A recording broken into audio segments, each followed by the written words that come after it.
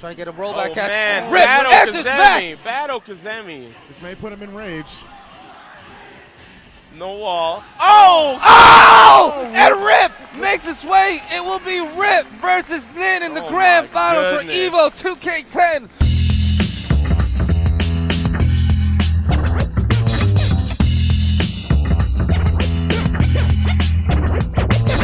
Hey guys, welcome back to my channel. It's Born Free here. I'm at SCR and I'm here with Rip. Boom. Boom. How the hell are you? Good, man. Fantastic. Good to see you. Yeah, it's been a good weekend so far.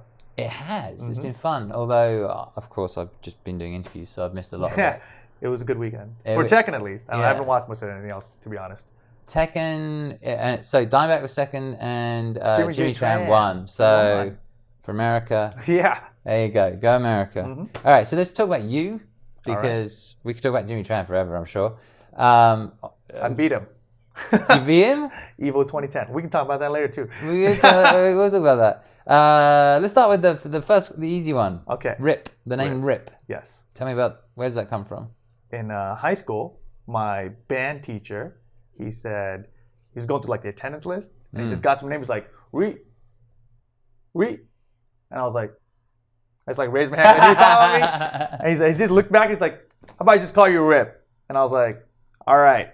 And it sounded cool to me at the time, and I didn't expect it to, but it stuck. Like, all my friends started calling me it, everyone in band called me it, and so it just spread from there, and then it just became Rip as my real life nickname. Oh my god, it reminds me of that Key and Peele sketch where he says, you ever seen it? Where the ghetto teacher says all the names wrong. It's great. People out there will have seen it. It's wonderful.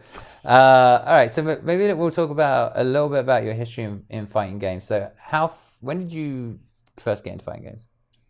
First got into fighting games, I guess my dad used to go to like the liquor store on Sundays to like buy the newspaper and cigarettes probably. But there was a pinball machine that he'd always go to play, so I played pinball with him. And then one day they had Street Fighter 2.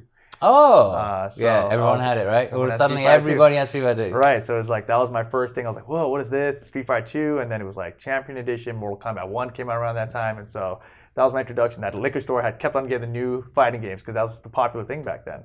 And then like the liquor store across the street ended up getting like Mortal Kombat 3 when that happened, and so it's just that little area, right? And then down, like maybe a mile down the street, we had like an arcade. So when I got older, I started going out there and playing in arcades, and that was like Tekken 3 hit around that time, Street Fighter 3. So I've been in fighting games since back then. Yeah. And I think you mentioned, we were talking off camera a little bit, you mentioned something about being around good players. Was that the arcade where that happened? No, actually. So yeah, I was going to this place down the street from me. It's like a mile away, right? I'm talking, this is when I was young. I was probably, I don't know, 6th or 7th grade or something, right? Yeah. So I used to ride my bicycle to the 1 mile away place. Yeah. But then later on, we were in high school. I got a car, and my friend would drive us to this arcade called Southern Hills Golfland, right? Which you may have heard of. Yeah. So I didn't know anything special about it. I was like, why are we driving so far for an arcade?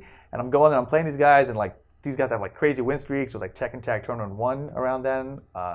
And I was playing, I was like, these guys don't seem that good, you know? And my friend was like, that guy is the national champion of Tekken Tag Tournament 1. I was like, I can beat him, that's what I thought, you know? And his name was Alex Valle, you know? And I had no idea that these guys were actually top level players in the country. I just was like, these are the guys in my arcade. I just go in and play with them. So I had no idea who they were or how good they were compared to everyone else. It's just, yeah, I can beat those guys. Yeah, I play with them. That's all it was. Yeah.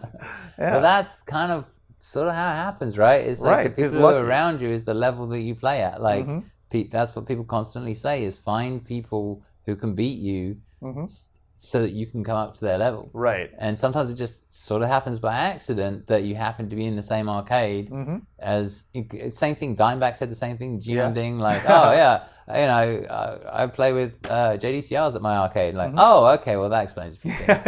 Right, I mean, I think, like it's really weird like how I transitioned from there into like being competitive though, right? Because even though I've been playing with those guys, I never wanted to enter a tournament because I was like, wait, so I got to pay $10 and I want to get my money back if I make top 3? That's impossible. So I was like, why would I waste $10? It's like, makes no sense. So it took me like another 10 years after that before I even started thinking about competing. It's just crazy. Yeah. So when you started thinking about competing, what was the first game you competed in? It was Tekken 5, which is in 2005. 2005. Yeah. Okay. It was something like I don't want to date myself, but I was in college, you know, and then it was Tekken 4 was in my college campus, and I would go there between all the classes, and I would just beat people, and I was like the best. I was like, I couldn't be beaten.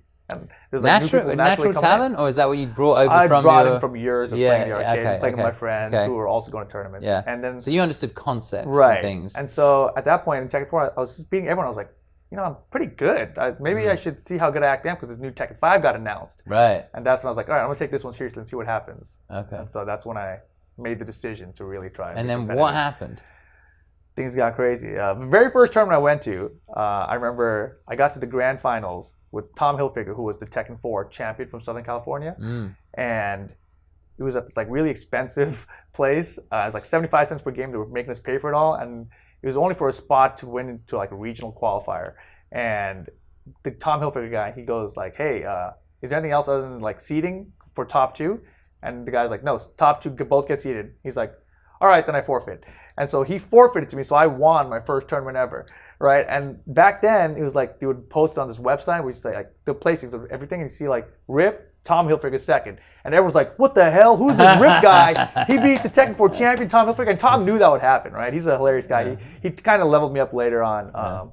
But yeah, that was my first experience in the tournament. So I got first place in my first tournament. That's hilarious. I got regionally seeded, and from there, I just kept on grinding. And, you go through that struggle of trying to become the best and losing people and just grinding harder and harder until you reach that moment where you're like, I'm good now, and I had a couple of those on the way up, and eventually, Did you have your eyes on Evo? When did that start to get into your eyesight? So Tekken 5 comes out, right? And this is like in November, February it hits console. I started going to tournaments more, and then my friends, they say, hey, are you going to Evo? And I was like, what the hell's Evo? I'd never even heard of it, right? And here's the funny part. I went to Cal Poly Pomona, which is where the Daigo Chun-Li parry thing happened. Oh, right? okay. And that was while I was going to school there. And I had no idea of it. I didn't even know. And then this year, 2005, was when they moved it to Vegas. Okay. So I was like, now I got to go to Vegas to compete in a tournament. They're like, yeah, you got to go. I'm like, if you guys all say so, I guess I'll go. And so I went out to Evo, and I've been there every year since now. So, but yeah, my first time at Evo, I was like, this is amazing. I want to get on that top 8 stage. And I didn't do that for 3 years after that. And so yeah, 2008, I finally made the top 8. To top 8? At Evo. And then when did you beat, you told me you beat Jimmy Tran, right? Who that won was today? 2010, yeah. But that was 2010? Yeah, what, so the history of my Evo history was like, 2008 I make the stage, super nervous, play terrible, immediately eliminated. 2009, I win that tournament, but it's like not an official tournament because the game wasn't out for everyone. Oh, that was Tekken 6? Tekken 5 was my first time top 8. Tekken 6 was 2009. Yes, I'm saying. That was Tekken. That was the Tekken 6. That was when you won it, but it wasn't an official game. Right. Okay. Like Soul Calibur was this year at Evo, right? Okay. And so people gave me crap for that, which is fine. I understand. But then 2010 comes along, and the Koreans are there. It's a big tournament and everything. Jimmy J. Tran and I meet in the top 3. I beat him one game, and I remember he took forever at the character select screen. And I got mad. I was like, dude, you can't take this long. He was taking forever. And so I looked back at one of the Cannon Brothers. I was like, how long does this guy get? And then finally, Cannon Brother walks up to me. And Jimmy J. Tran had been hovering over Bruce, which is like his alternate character, which he never picked. Yeah. And so this Cannon's coming over. I'm like, are you really going to pick it? Just pick it, And then, because I didn't want him to pick it, actually. And then the Cannon comes over, and Randy comes over. Jimmy, loses cool, and he just picks it. And he picks Bruce. And I'm like, wow. And so he does it. And he beats me up the first 2 rounds, and I make this crazy comeback, and I beat him. So it didn't work out for him in the long run. Okay. Shout out to Jimmy J. Tran, SCR champion 2018. But yeah, I took him out there, and then I got smoked by the Korean right after that. So I got second place that year. Okay. Yeah. And then third the next year, right? And then third the next year, yeah. So my Tekken 6 history at Evo was first, second, third. Yeah. Yeah. So I had heard about that in terms of your history. Did you play on pad? Yes. At that time? Yeah, tricky. Tell me about the pad stick thing, because you've gone back and forth, right? Yeah. So I grew up. My first Tekken game was on PlayStation 3 with Tekken 3. I played Tekken 2 and 1 the PlayStation as well, but Tekken 3 was the one I went in hard on, right? So I played on pad a lot. Tekken 5 comes out in the arcade, and they had PlayStation 2 controller ports. So you could go to the arcade. That's wild. And you could plug in your own controller. Right? I didn't even know that was a thing. Right. So it was crazy. It was mind-boggling at the time still, right? So at the time I was like, oh, now I can really compete at this too because I can play on my pad. I don't have to play anything weird. And that was the first time they introduced the sandwich sticks to the arcades because before that was all American bat tops, right? In the arcades. So the American players couldn't use their sticks either. So they were plugging in these Moss sticks that were PS2 into these arcade cabinets. Okay. And as that's happening, I'm a pad player, right? Sure. So I'm a pad player from 2005 to about 8 or 9 or something. I don't remember when it was, but first time going to Japan, I go to the arcade. There's no pad force anymore in Tekken 6. And I'm like, well, I'm losing these guys, but I wouldn't be losing them if I had my pad. And I hated that feeling. That's why I heard you got, well, I want to say smoked. That's not usually something I say, but like I heard you got super mad. you were mad. Yeah, you were super mad, and then you learned stick or something. I mean, the whole thought was, look, if I'm going to go to Japan, these guys are all better. I can get way better here, and half these fools wouldn't be beating me if I could just play the best that I could play on this stupid device that they have here in these arcades. So I was like, all right, I need to do that. But also we used to have these SBO qualifier tournaments where you could rep your country essentially. I thought that was the coolest idea. It was like the Olympics to me, right? Like you have this 3-man team. If you guys qualify, you go to SBO and you're the USA team for the game there. And if you guys win, you guys are the USA team that won. But the USA team always gets smoked. And that tournament, because it's run in arcades or whatever, you always have to play it on arcade stick. So that was another reason for me to learn stick. So those things combined made me kind of make the decision to work harder at being better at stick. So 2009, I played on pad. Oh, I just forgot about that. You're right. So you're not right. But I mean, you're not right. I spun that out of control, but you reminded me. 2009 at EVO was the first time I got to play that game on pad because we had it in the arcades in SoCal, but the Tekken 6 machines were only arcade machines with Sandra parts. Right. So all that time I've been playing people and I wasn't my best because I was still on stick and learning stick. Yeah. And then it comes around 2009 at EVO and they're like, hey, here's a pad, you can play. I'm like, what the hell is this? So I beat everyone. I went practically undefeated. It was like crazy. Yeah. And then I think 2010 I played on stick all the way through EVO until the top 8. And I didn't have a pad that was good for me. And that night, before the top 8, I was playing money matches in someone's room. I borrowed someone else's pad, and I loved it. I was like, hey, can I use it tomorrow for the top 8? And that's what it was. So I used stick for the first half tournament, and top 8 I used pad. Brilliant. So, yeah, then after that is stick completely for 2011 or whatever it was. Yeah. So, wow, the power up. So yeah. So I mean, it's kind of a power down to be honest, but I think I'm still better on pad. I can't go back to it. You can't go back to pad? Okay, so now you're only stick. Only stick now. Okay. Yeah. But you also, didn't you have an issue, MLG? And this also, when you were playing, and then there's a whole story around this where it turned into an interview and then it turned into commentary. I think this is important. So tell me this, what year was this? So this is 2010. Okay. MLG, Major League Gaming, comes about and they're like, hey, we're going to do this thing for Tekken now. We're inviting the top 20 players in the country. You're invited. So they invited me out there, and I'm thinking like, this is big time. You know, this FGC blowing up. So I'm gonna practice. Like I can be one of the best. And I was, 2009 to 10, I was really good. So I was like, I'm gonna train really hard. So I'm practicing my ass off on pad, and I started getting like tenderness and soreness in my wrists, and I was like, oh well, that's not good, but whatever. I gotta win. It's like there's like $1,000 on the line. This is huge. So I go out there to Florida, and I'm competing, and my wrist just like destroyed, and I just was forcing my way through it. I ended up getting like top 16 or something, but you needed to make top 8 for them to fly to the next event. So I was like, all right, whatever. I didn't do my best. I was upset at it, but it is what it is. I'm just kind of walking around. The tournament's still happening. They had a commentator who was just up there, and one of the guys said, hey, we want to do an interview with you. And I was like, sure. So I go up there to do an interview, and it happens to be, I think, around like winner final, loser final, something like that of the tournament. Just interview, and then he's like, hey, I'm Matt's about to start. Do you want to just stay on and commentate? And I was like, sure. So I commentate my first time ever. I've never done this before. And we just got done with it. I'm like, oh, okay, whatever. And then they go to break, and the guy's like, hey, that was actually pretty good. Do you want to stay on and do the rest? And I was like, it's just like grand finals. I was like, all right, sure, whatever.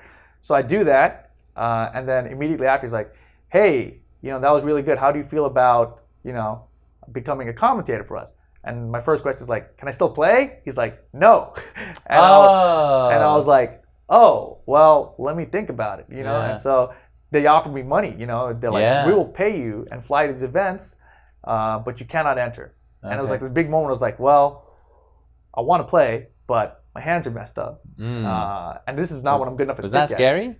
Yeah, I mean, it was like really, it wasn't like to the point where like I needed to go like to the doctor and get like splints around or anything, like I didn't get it medically diagnosed. I just knew I couldn't play on pad. Like I stopped playing on pad after that weekend for like months.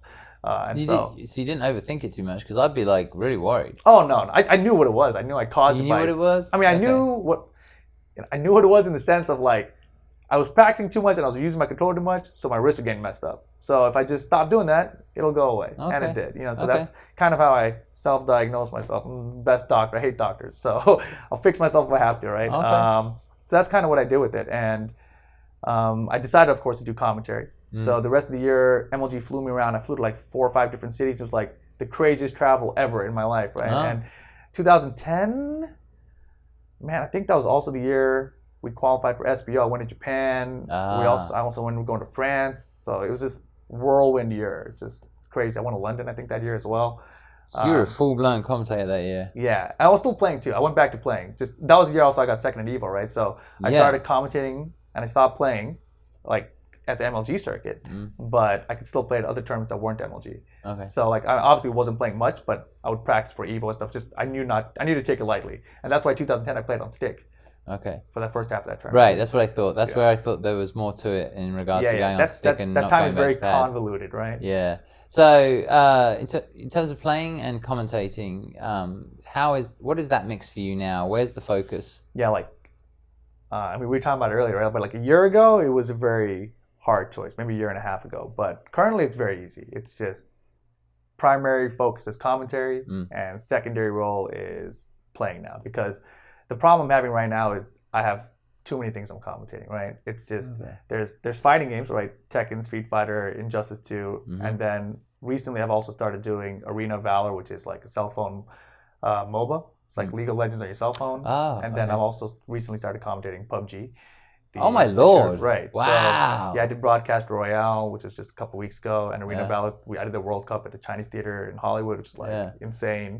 So I can't possibly study for all the things for commentary and also study to compete. It's really too hard. So my focus right now is clearly on commentary.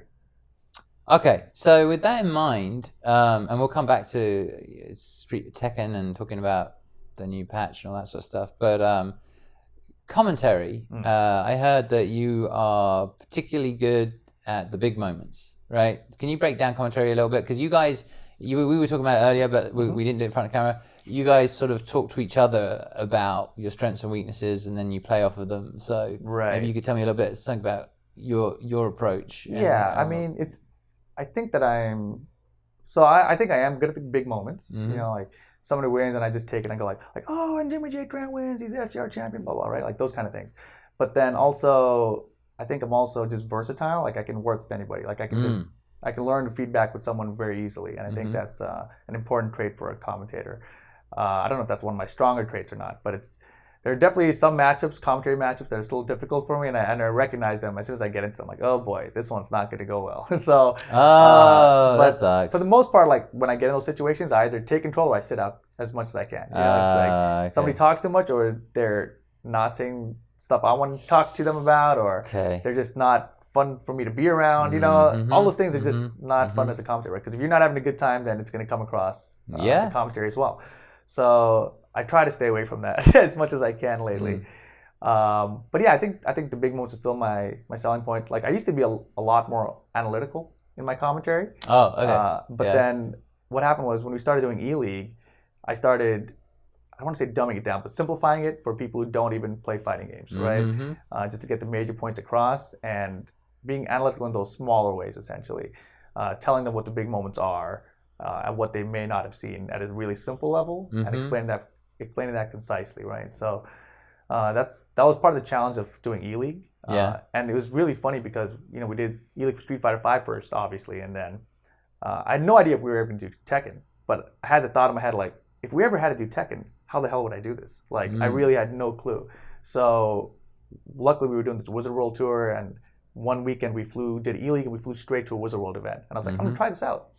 And I tried it out, and it went disastrously. So it was a good warm-up, but it is what it is. This is a lesson for everybody. Like, go out, try it, fail, but at least you tried it. You got to fail. You got to learn, and what do they call it? Failing up? I think they call it failing up.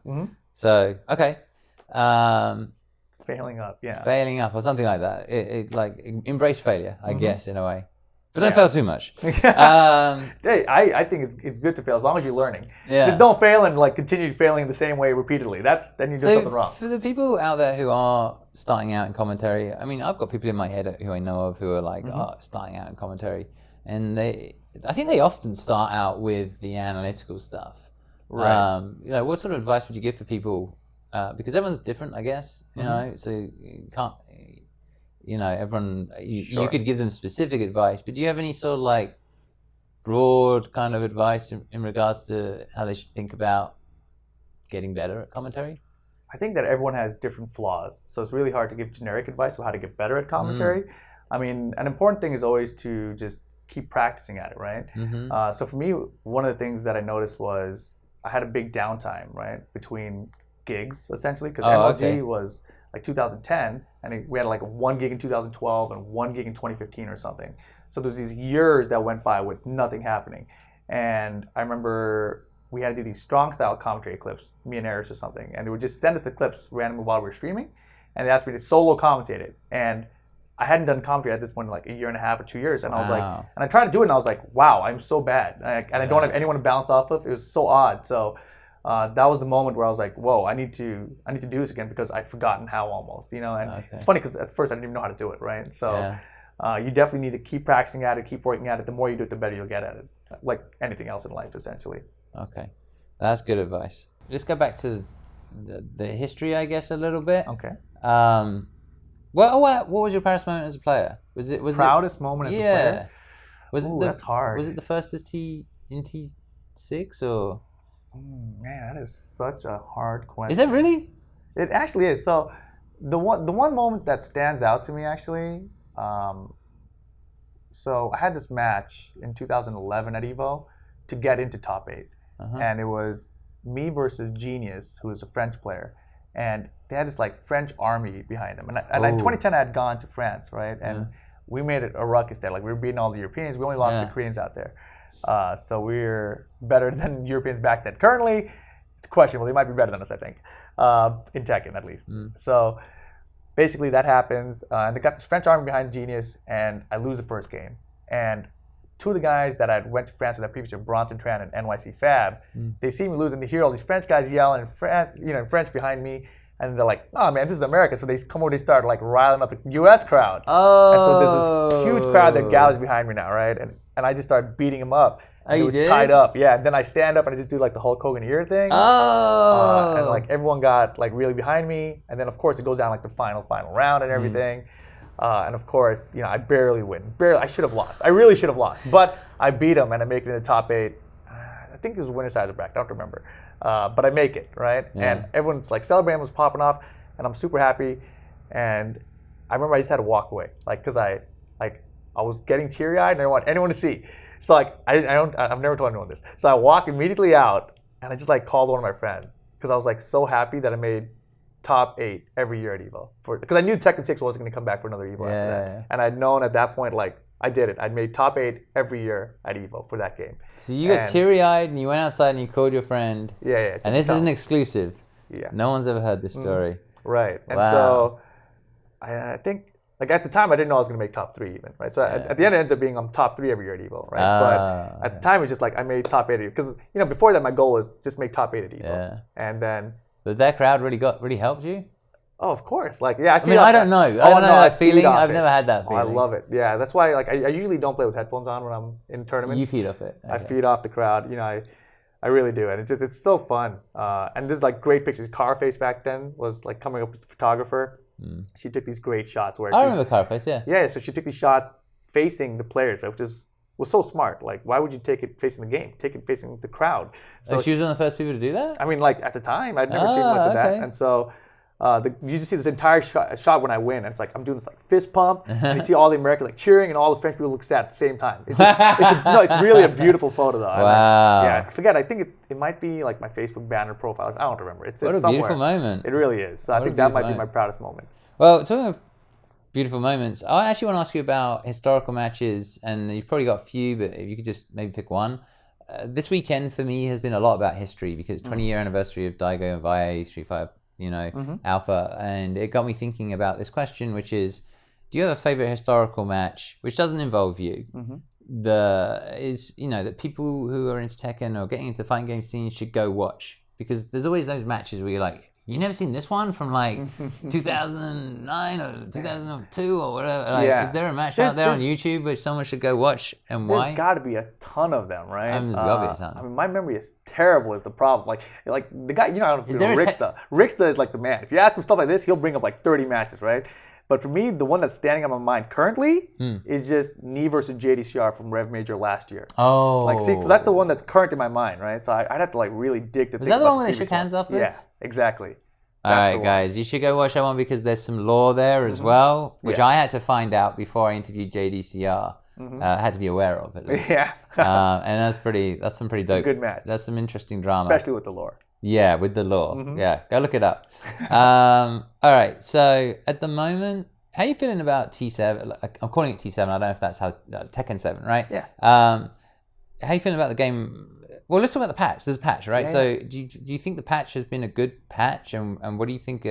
What's good? What's bad? What's the most significant change? Sure. I think overall the idea behind the patch was to remove a lot of the stuff that was just abusable, like things that were just spammable, too good in a lot of ways. Like you can just do it mindlessly and you don't have to use the other tools of your character. They toned down those things, right? But for the majority of the game, of the patch, everything else was lifted up. So there's minimal changes, and most of the changes, like I've seen a lot of complaints online, like this character's dead, that character's dead, whatever. Like no one's dead. Like literally none. Every single complaint I've seen like that has been wrong. So even like people saying like Shaheen is dead, Shaheen basically won Rev Major last night. Okay. Like I know Lohai closed it out with Law at the end, but he swept the guy earlier to come back in the winter final originally with Shaheen. So that same character that he won Evo with is still winning currently in season 2. It's totally fine.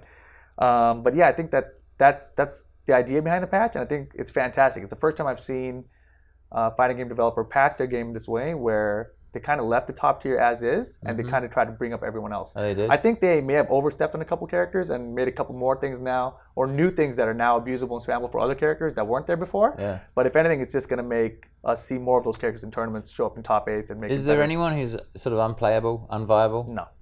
So everyone's viable? Everyone's viable. So I can pick up Bob? Yeah, you can definitely pick up Bob. Oh, good. Bob was my argument was Bob was playable before this, and now he's even more playable now. So this is good shit. I'm telling you, any character you want in Tekken, you want to compete, pick any character, you'll be fine. I'm gonna play Bob. Look at Rongchu, he's picking the bears, Panda, and he's beating people's ass. It's fine. You can pick literally whoever you want. You can make top 8. That's good to know. Now you play Law, right? I do. And you've always played Law, pretty much? Yeah, I think I went through a phase in Tekken 4 where I was a lot more Paul, but Law and Paul were always my characters, like right from the get-go. Tekken 1, my history on how I got started with Tekken was Tekken 2 had come out in the arcade, and my friend it was like 50 cents. Okay. And my friend was like, and I thought it looked so good. The polygons were amazing. And so my friend's like, let me teach you on Tekken 1. And he only knew how to use Law. How So much he was picked it. How much was Tekken 1? Oh, it was a quarter. Yeah. So it's like 25 cents out of 50. I can play twice as much in this machine. And he just like taught me how to just mash the 1 button because like the string, like it's like non-stop punch. And then I saw his like run up throw and his flip kick. My friend taught me those moves. I was like, oh, I know how to play now. I know 3 moves, and that was it. Yeah. And from there, I learned Tekken 2 and everything. But yeah, from that moment, him teaching me Law, I've been with Law ever since. So it was down to him. Yeah, really. Like if he had showed me like this is Kazuya, I'm like I would have been a Kazuya player forever. I'm a very committed guy like that. You give me something, I'm like okay, I know how to do this. I will stick with this, and I will make it better. That's awesome. Okay, so we know how that character was picked for you, which is really, really good. I did like him, though. I did like him. You did like him. The flip kicks and the running of people's bodies. Do you think of his Tekken 7 iteration? Do you feel like he's a strong character? He's a strong character, yeah. Yeah, easily. Tekken 6 was... He's always a strong character, I feel like. The weakest he was in Tekken 5 DR. Tekken 6, he was fantastic. Top 3 character, probably.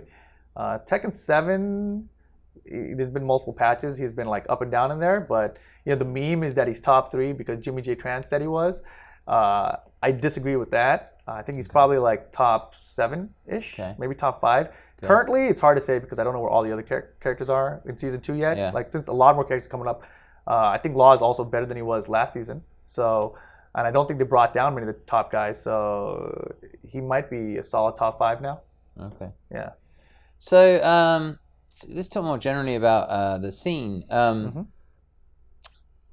do you see the US right now? Because if I was looking at the global rankings and Tekken World Tour, and I think it's a bit different this year. Like last year it was more regional based, and now it's I think more global based. So basically last year they were region locked. So if you were a Korean, you came to an American event, you could win the prize money, but you couldn't take our points. Right. But you could prevent us from getting the first place points, but Right. you couldn't take the points for yourself. This year, it's a global leaderboard where anyone can get points from anywhere. So I was looking down that leaderboard, and it's a lot of Koreans, right? A lot of Koreans, yeah. What do you think of the scene here at the moment?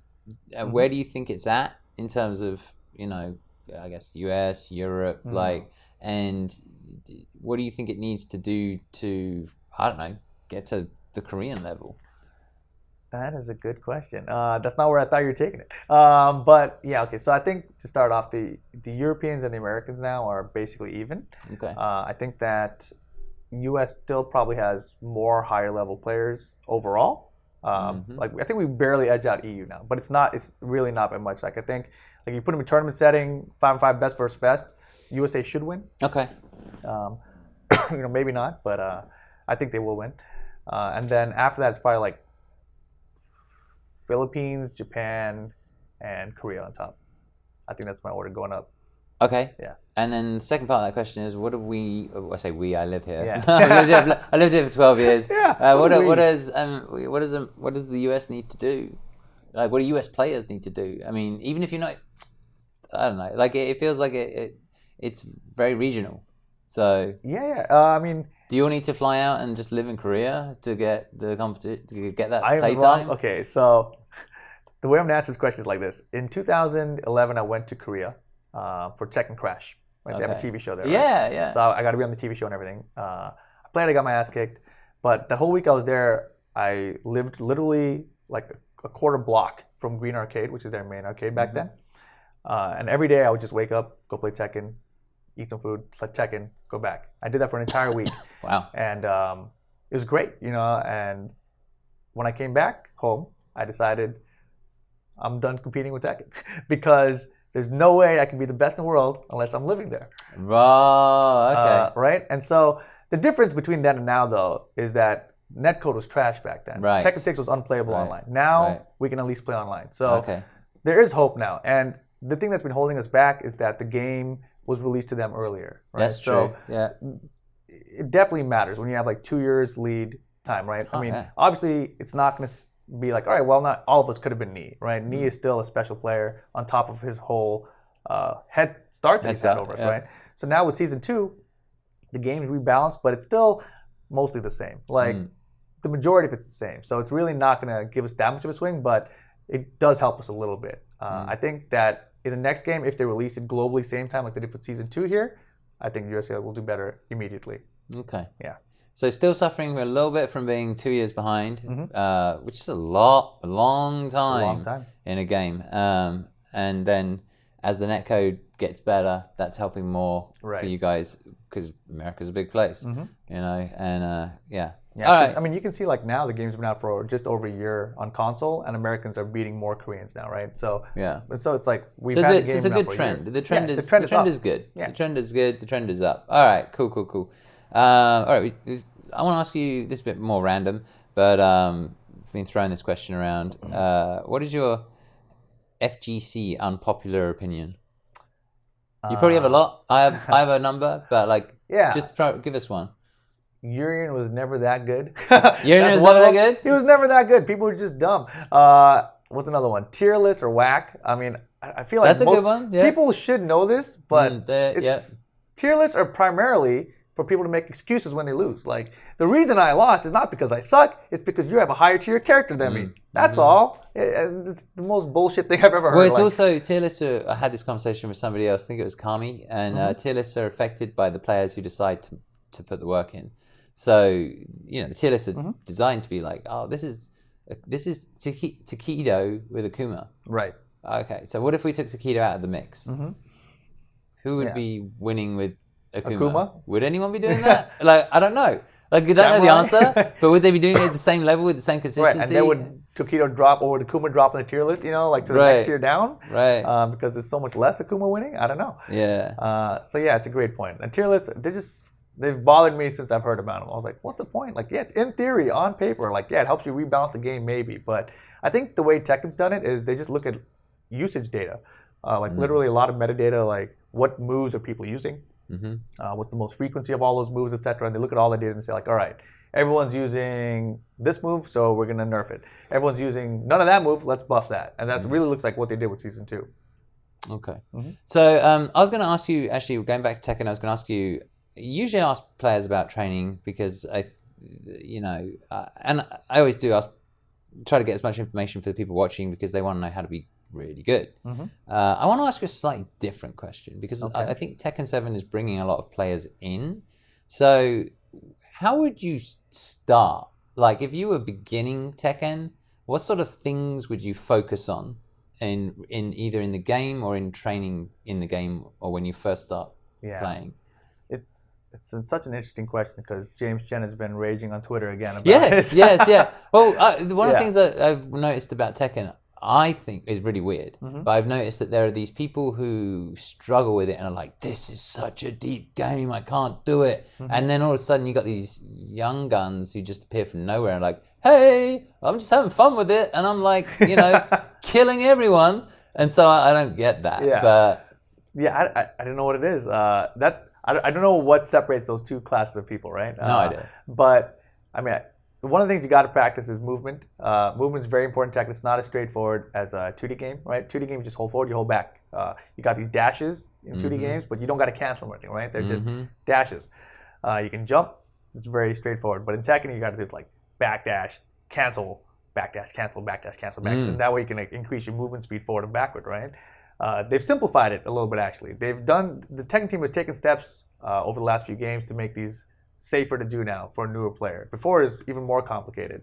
So the game is easier in that sense now. A lot of the waking up off the ground options are a lot safer. They used to be way more dangerous. So the Tekken team has done a lot to make a lot of the difficult parts for new players a lot more accessible now. But I still think if you're a new player starting off in Tekken, focus on your movement first. It'll help you, decide the ranges you want to play at. Like if you don't like being this close to a character, maybe you want to be this far from them, right? Regularly with your character, whatever it is, right? Whatever your favorite moves are. But to be here, you need to practice your movement. So that's a key, right? And then of course, the big difference is you got to stand guard, right? Like try to react to the big lows, accept the little ones as like little pokes, and be like, that didn't really hurt me. It's not a big deal. You really have to have that kind of approach because a lot of the big damage in Tekken comes from when you start crouching and getting launched. Because a lot of the launchers that launch up for like 50% damage, those ones are usually mid. So if you're ducking, those ones are the ones going to hit you and do a ton of damage. Okay.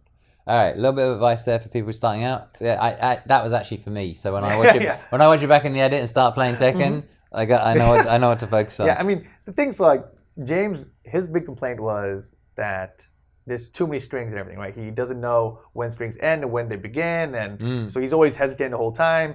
But you just got to hit buttons. Like, just hit buttons, see what happens. Like, if you lose, like, all right, learn from that one moment. Say, like, all right, well, I can't hit after that button. You have to be trying to recognize what you're dealing with. I have noticed a little bit of, I'll say just, like, I don't know the Tekken scene as well as I know, like, Street Fighter, but, like, the outside looking in, there seems to be a little bit of a difference in attitude between slightly more analytical people and slightly more feel-based people. And the feel-based people do quite well. Yeah, definitely. Tekken is, I think, very feel-based. Analytical-based in Tekken is much harder to control, right? Because there's 3 dimensions and you're like, all right, I'm +1 here, but he can sidestep it. Right.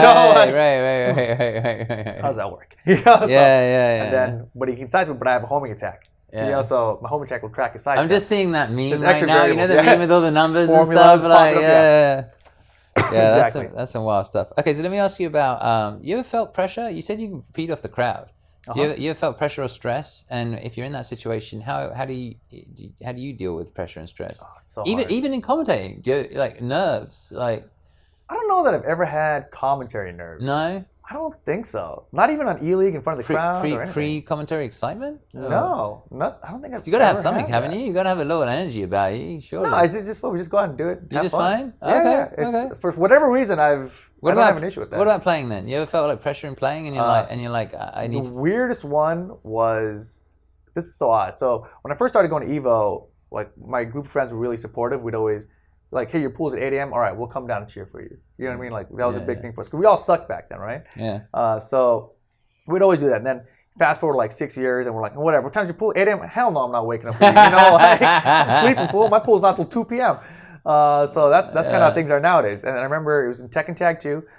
I was down there early for a pool, and I lost first match to this guy, and I was like, what am I doing? And there was no one there to cheer me on. And just like silence. It was the weirdest thing. And then next game he's beating me. I'm down 2 rounds. I'm like, I'm going to lose to this guy in pools. I was getting so mad. And I didn't, like, that was the one time I won't say nervous, but it's like frustrated and lost, and like, I didn't know what to do about it. And then I heard the crowd cheering like way behind me for like a different game. I was like, where are my friends? You know, like, why is no one here to root me on? Because I feel like I can feed off that. I can, like, you know, just kick myself in next gear. And I had to force myself to do it. And somehow I did it. I don't know how, but I remember that being such a struggle that I didn't have anything to feed off of to like motivate myself other than myself, which is the weirdest thing, I guess. I don't know. And then what, you imagined, like, maybe? No, I just didn't want to lose to that guy. It was like, I was like, I got to make this not happen, you know? So it's hard for you. Are you an extrovert? I don't know. I don't think so. So I'm supposed to be an introvert, but I think over the years, like through commentary and everything, and meeting people and being like a public figure almost, you know, like I think I've become more extroverted. Well, I mean, an extrovert is essentially, I mean, you may or may not, this is how I define, have found it to be defined the most accurately, which is an extrovert is somebody who gets energy from being around people. An introvert is somebody who has to take a break from people to get their energy back. So I'm an introvert, even though I can come out, talk, shout, like be loud, you know, talk to people, whatever. I can be outgoing, but I have to, after a certain period of time, like my head turns to mush and I have to go take a break. Other people, they can't stand being alone. They need to be around people all the time. Yeah, I'm introverted. Introvert, okay. Yeah. I asked that question because... I'm definitely both now. But it's good that you feed off the crowd, because like, I don't think I would feed off the crowd. I think I'd be more like, I don't need your pressure, because I feel like that's more pressure. Oh yeah, dude. If I have like family members or people like I actually care about around me, that's the pressure. Yes, I've had that conversation with people before. When it's people you know, Smug was talking about that, about being on E-League, because that gets to him a little bit. Is like he knows his family's watching. Yeah, that's totally different. Yeah, once I know my family's watching me, even as commentator, like that's a little bit of pressure. E-League was the weirdest thing. Like I had my bosses watching me from like I have a law firm job, IT guy, and so I had that, and I was like, oh my god, what am I saying? Like, are they gonna be paying attention? I thought about it for like half a second. I was like, I don't care. And then it's gone. Well, in the end, you just exactly. You just have to get on with it. Yeah, that's what happens. Ooh, I've got an exciting one for you. I mean, I think it's exciting because most players hate the crossover characters, and I think they're a wonderful marketing tool. They certainly got my attention. I started playing Akuma. Like the minute he was out, I was like, I mean, they treated Akuma with a lot of respect, right? So I was like, Akuma's dope. But most Tekken players are like, most that I've spoken to, certainly the Koreans, are like, I don't like this because it's bringing mechanics from other games and it's not Tekken. How do you feel about it? You play a lot of different games, so dude. Yeah, for me, I'm okay with it, right? I still feel like they haven't really nailed the balance part of it. A lot of people disagree with me on this. This is another unpopular FGC opinion. I think that they meter build too fast. You know, and Rick, that he's an Akuma player, he insists that if you change it even a little bit, the character's screwed. You know, so it's definitely a sensitive thing to change. But I'm just looking at it like round over round, like, all right, if I'm beating him or he's beating me, he's still building meter. So it's not like, you know, Street Fighter or something where you see it like the rates are different or something. It's just, it seems like they always have the meter. I'm like, shouldn't there be a point where you don't have the meter and it's an issue? You know, and like, I feel like there's very little of that currently. So I wish that was more of an issue for those characters, because when they have meter, they're super deadly. Outside of that, I don't mind dealing with the jump-ins. I've learned to deal with it. And it's just another challenge in the game, right? It's very different. And a lot of people obviously think these are like tests for Tekken Cross Street Fighter if that game ever comes out, right? And my thought was, before this Evo reveal, I thought the reveal was going to be, you know, Tekken Cross Street Fighter is just an add-on for Tekken 7. Like, Season 2 is just, here's 5 Street Fighter characters getting added. You know, I was like, oh, snap. So instead we got Season 2, which is sick. You know, everyone's super happy about Leia and all. But yeah, so crossover characters, I'm okay with it. I think they were great marketing tools. I think a lot of people are still having a lot of fun with them. Geesauer's still a lot of fun. He's strong, I think he's a pain in the ass. He's strong, yeah. I mean, Akuma's still a pain in the ass, but I mean, fundamentally they're not Tekken, right? Like, but they work in the system, so they've made them work, and I can't really complain about it. Okay. Well, let's talk about the new DLC. So Anna Williams came back. Lei Wulong came back. Wulong, sorry. I heard they're pretty much the same. Pretty much the same. Very minimal additions. Lei was a really tricky one. I spoke a little bit earlier about how they've simplified getting up off the ground in this game to make it safer. And Lei's one of those characters that lies on the ground a lot. Yeah, I heard that. Those moves became really cheap when we looked at like Ling Xiaoyu before, because wait a second, she can do this trip and she can just stand back up for free. Before, if she did the trip, she was on the ground. You're like, all right, now it's my turn. You're on the ground. But now she's like, oh, she just holds back and she stands up for free. I'm like, that's cheap. So now that was a big concern with Lei coming out, but I think they've done a good job of mitigating that kind of a concern once they saw how it affected Ling.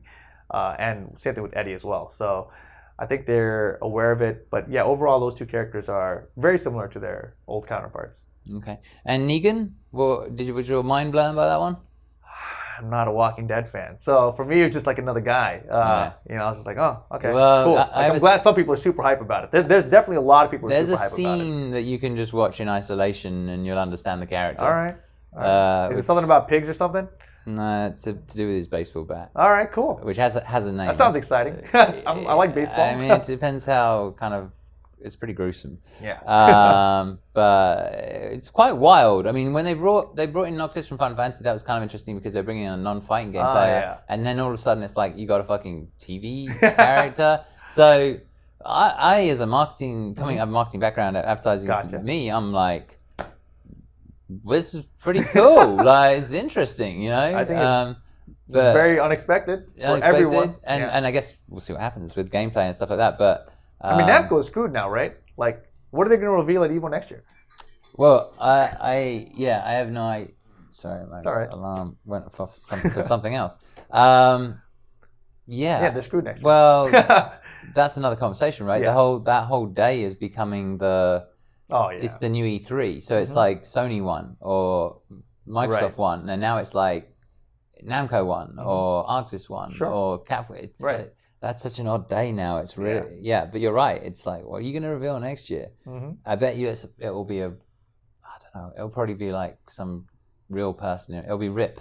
I'll be in the game. It'll be Rip. It was something like that. Like, I don't know. Harrison Rip or commentators in the game. What? Yeah.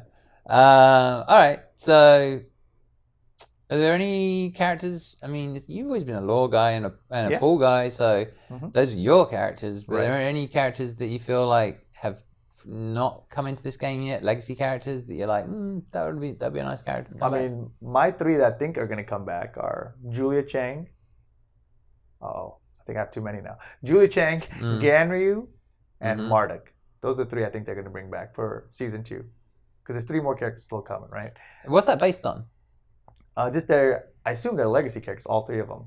Right, I don't know if that's correct. But no. I'm saying like those 3. When you say it's they're going, I think it's going to be these 3. Very different styles of characters. Because I wasn't sure if you're basing it on like some, because I don't know if Tekken has done like a popularity poll or. Harada always says on Twitter like, this character is one of the most least used characters, so we don't want to bring them back. He always does that sort of thing. Like, a lot of people want Zafina back, but he says like not many people are using her in Tekken 6. But I think if you're, let's say this is the only season you're going to do, right? There's not going to be a season 3. Then I think you bring back the 3 I mentioned. I think if you want to do a season 3, then you swap one out for someone people really don't want as the last character. So you do I think everyone wants Julia. I think a lot of people want Ganryu. And for a third character, you put someone that people don't want, like Alex, the dinosaur. So, it's like, what the hell is Alex? And people would be like, where's my Armor King? Where's my this? Where's my that? And they're like, all right, well, I guess we got to make a season 3. So I hope that's the strategy they take. Okay. I hope they screw us in season 2 so that they have to make a season 3. Okay. Yeah, that's cool. That would be, it feels like there should be a season 3. I was just going to say on that topic, I really think Tekken 7 is one of the best games they've ever made. And I just want to see this game continue. I don't want them to rush into Tekken Cross Street Fighter. Yeah. Like, even though I really want Tekken Cross Street Fighter as well, I want them to just delay it as long as possible. Just keep putting out DLC for Tekken 7. And you really think that's going to be the next game instead of like a Tekken 8? I do. You do? I do think they're going to make Tekken Cross Street Fighter. Yeah, because especially with the Kuma and Geese, and they're basically proof of concepts that this can work. Yeah. Right? And the questionable ones would be like, can you make Urien or Bison in Tekken? Probably like a charge character. Yeah, That's a good challenge that they haven't explored yet. So yeah, I don't know. We'll see. Yeah, I guess we will see. I'd like to see G do a big sphere. Giant sphere in Tekken. Yeah, wouldn't that be amazing? Yeah, just light a it up. sphere from all different sides. Like that would be wild. So we already talked about you commentating a lot of different games. You're playing Tekken still. Yeah. Do you enter any other games when you go to tournaments? No, not anymore. It's too much. The thing is about it is like usually we get flown out to these tournaments to commentate, and if we enter the tournaments, there's too much overlap, right? If we enter multiple tournaments, specifically, if I enter the same game I'm commentating, it's easier to manage the commentary schedule. It's like, well, my pool's at this time and the semifinals at this time, so we just have to move around these blocks, and then it's easy. So gotcha. It's very easy to commentate and play in the same tournament. Gotcha. Yeah. But there's a lot of new games, right? Oh, yeah. So I'd just like to know a lot of new games that are out and a lot of new games are coming. Soul Calibur 6 is downstairs. They got Samurai Spirits has just been announced. You've got BB Tag is pretty new. Smash Ultimate is coming. SNK Heroines. There's so many. There is. Any of them sort of caught your eye and you're like, oh, I'm definitely going to be playing that one. Not necessarily in a tournament, but like... Yeah. Oh, I mean, yeah. Just not a tournament, I'm definitely playing Soul Calibur. It's a very fun game. I've played it a lot already. Okay. It's just that I don't see myself... Historically, I've always picked up Soul Calibur games since 2. I picked them up, I play them, and then a couple months later, I'm already out of it. So... For whatever reason, it's never held me for long term, tournament or not. So that seems to be the case for the Soul Calibur tournament scene as well. Yeah. So I'm hoping they try to put a tour behind or something to kind of force it along. I think that'll help that game a lot. The rest of the games, though, like Samurai Showdown, I was never really big into when I was younger. If it's interesting and it's fun, like I'm down to try it out, right? So the games that I really have not been able to grasp have been the as a player, have been the, what do you call them? Like the versus games, right? Like Marvel versus Capcom. Yes, right? because all the assists are part of the combos and the pressure and all that. I've played them. Like I played Marvel 3 and Ultimate Marvel. I did tutorials with like Mike Ross and Clockwork for them and everything. And I learned the systems. I played them. I entered tournaments for them. But I could never become like a tournament level player in them. It was just too much going on always. I remember my first time seeing Marvel 2 at EVO, I was like, what the hell is happening? Like there's just everything everywhere. I was like, okay, well that's cool. Like everyone likes seeing a bunch of stuff on the screen. I couldn't figure it out for the longest time. So I'm at the point now where I can keep up with it. And I'm obviously like Dragon Ball's way slower paced, so it's much easier to keep track of. But at the same time, it's not something that's held my interest long enough. Like I played Dragon Ball Fighters, obviously, and I played it for like a month. Play a little bit long. I was like, okay. Okay, just some fun stuff, I guess. Maybe a deep one. Deep. A deep question. What do you think is the toughest moment you've had in terms of fighting games, like in your pursuit of being excellent as a player, in your pursuit of being excellent as a commentator, and how did you overcome it? This one is weird. So I think it's a little bit personal. So like a couple years ago, I think we were doing Breakaway, which is Amazon Game Studios game that they never ended up releasing fully. So we were gonna work. Yeah, so we were working this event. It was me, Sajam, and Tasty Steve, and some other people. We were in San Diego, whatever, and like me and my girlfriend of like forever breakup. Ooh, right? It was like right before like we were about to like the day before, and it was like the day that the breakup got official.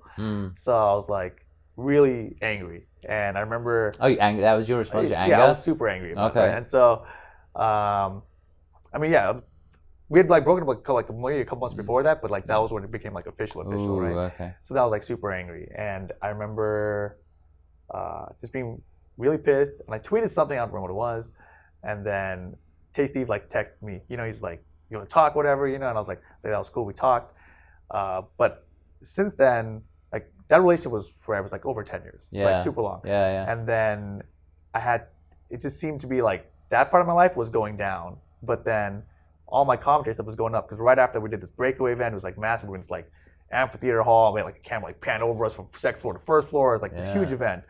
And then, immediately after that, I started doing E-League. You know, I'm traveling the world, doing all those events. Cool things and happening, so, so my life is going like this and like that. Right? It's just really hard. And I just, basically, the way I overcame, I just like stuck my head in the dirt and just focused on work, you know? And so that's kind of where it's been. And like right now, I feel like I'm finally like coming back out, essentially, you know? So it took a while, but, you know, I'm happy that like I had something to do that whole time. And I just always think back about it. It's like, if I didn't have this, what would my life have been like at that moment? You know, it was just, I feel like I was lucky that I had fighting games and commentary to fall back on. That's interesting, because I was talking to Chris G as well, and he has a different story, but about how fighting games kind of saved him in situations. But you're literally talking about a life moment. That how am I going to overcome this life moment? And it was actually fighting games and focusing on commentary that got you through that. So thanks for sharing that. You know? I mean, hopefully it helps someone some way. I don't know if it will. Well, I hope it can. I usually say that pain is a good motivator. So when I have emotional pain, I often go out and do better at the things I'm doing. And I don't know if it was just these things were just happening for you. Yeah. But I think, you know, you did say that you focused in, or you were working and you were busy and I think you tend to focus in more, and you know, sometimes when you have the painful moments, something beautiful can come out of it. Right. It's sort of a way of putting it, I guess. Yeah.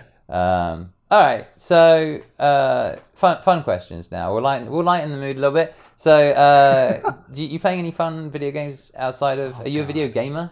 Dude, okay, so I am, but I've honestly been so busy with work, I haven't been able to play anything. It's crazy. The funnest thing for me recently has been VR. Really? Yeah, dude. There's very few, and I barely ever get to play them anymore. But Beat Saber just came out. It's like this rhythm-based game where you have lightsabers and you chop blocks that come at you in rhythm. You know. My cousin lives in. I'm gonna see him in a day or so. He's really big in VR, like in Hollywood, and he whenever I go to his house, he's like, "You want to do some VR?" I'm like, "Fuck yeah!" Like he's got all the sensors and everything in the room. Yeah. And so I'll have to try that one. I'm sure he must have that one. Yeah, the other one is Robo Recall, which is just, it's crazy. Like it's probably one of the best looking VR games in terms of graphics, because it's just you versus all these robots that have gone haywire, right? And you get these guns and everything, but it's just, the presentation is so good and you can grab them. So like there's this clip I just put on Twitter the other day where I grab the robot coming at me and like slam him on the ground, and then like I see his friend there, so I chuck him at his friend to make them explode. That's hilarious. And then like right then the AI whatever tells you like, hey, by the way, you can catch bullets. And I'm like, what? And so I see this bullet coming at me, and like you can see me, like it's really fun because I have my overlay, right? But you see me like grab it, and then like I look at it, like I turn my hand towards me and I look at it, and it happens in VR too, and then I just like chuck it back at the guy, and like he explodes. I'm like, damn, that was cool. I just caught a bullet and threw it back. That's some Matrix stuff. It was awesome. It's really very cool. Yeah, virtual reality. Yeah, I think virtual. There's a lot of things about virtual reality which is going to change the way we live. Certainly, I'm not even going to go down the pornographic rabbit hole. But it's great. But the other one is I think that there are going to be gyms. Gyms? Yeah.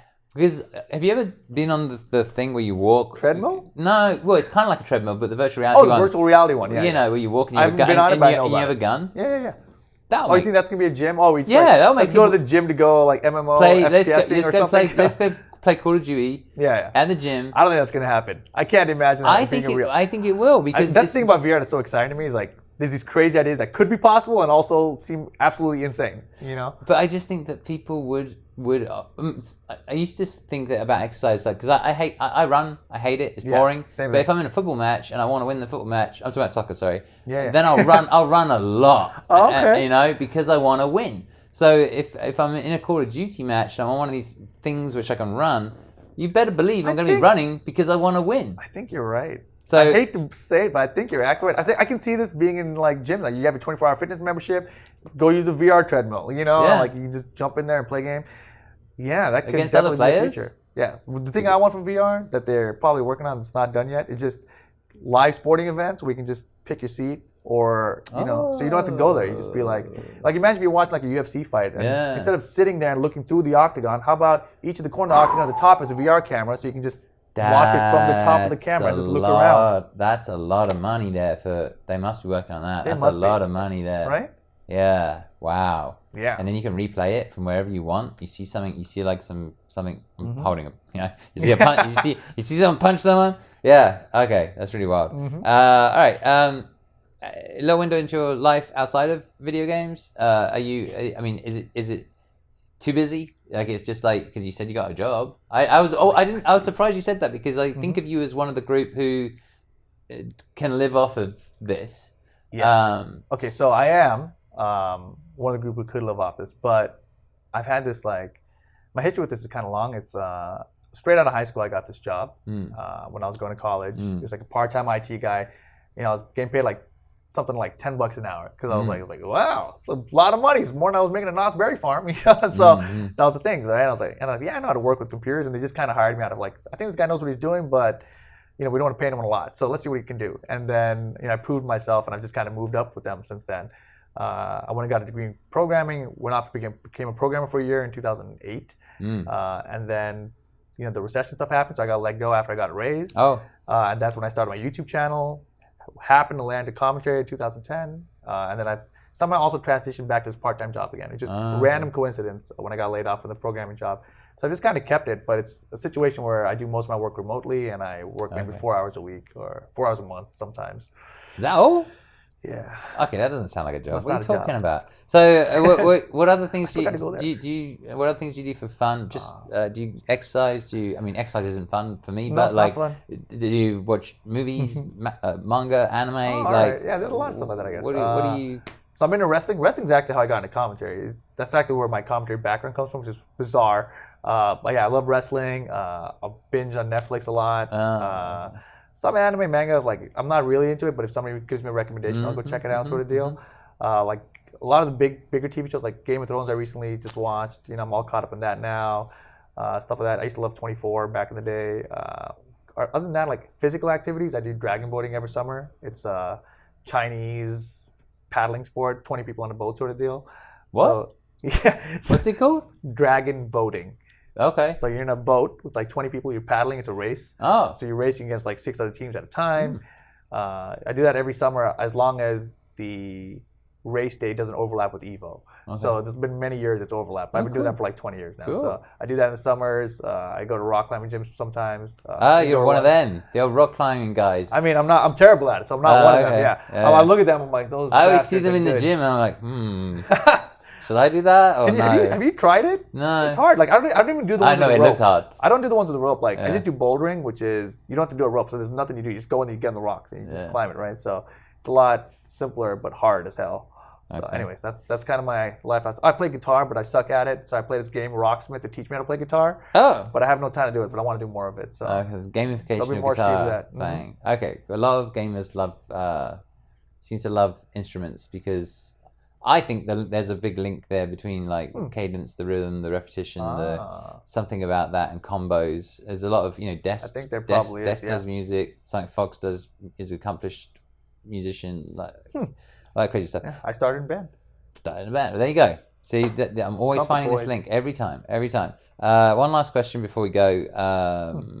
Do you have a sort of a quote or a mantra or a way that you live that you want that you think of every now and then? I mean, nothing specific like that. Yeah, I like the one we just said earlier in this interview, which is like the fail up thing. Yes. I think that applies to me in a lot of ways, and just that when I'm playing any fighting game, it's just you have to fail. Like you're gonna lose to something, and for me, it's always in tournaments where it matters the most. I always remember those moments. I'm like, damn, if I just blocked that one thing. Like today, I lost to Peeling. He did this lay move, it was like low, low, mid, and I knew it. I blocked, and I blocked last, and for some reason it hit me, and I died, and I was like, that's never gonna happen again. I'll tell you that now because I won't forget that, right? Okay. So I fail up in that way. And the other thing is just when there's that quote about one door closed, another one opens. Yes. That one always applies to me too. That's kind of like relationship nice door closed, yes. Work door opens or something. That always seems to happen in my life. So it's a good one to have and believe in. It's more of a belief, I think, and it's good to have those. Because there are a lot of opportunities in life, and sometimes you just don't. Your eyes aren't open wide enough to see them. And I think people just have to take them too. Like That's I feel like true. I've always had opportunities, and I've just kind of said like, I don't know why the hell I would do this, but why not? That's true. I got a phone call today for something, and I was like, in the pit of my stomach, I was like scared, because it was like a live. I thought it was actually going to be a live. It turned out to be something else, but I thought it was going to be a live hosting thing. And I always get that moment where I'm like, is this going to be tomorrow? And like, and should I do it? And the answer is probably yes, I should do it, even though I feel uncomfortable. Yeah. So all right, well, we got to close it out. I want to say I'll put all the links in for you, for people who want to follow you. I think it's been a wonderful interview. I've really enjoyed it. So I want to say thank you for your time. Thank you for having me. We will say goodbye to these guys. See Later, you guys. Peace.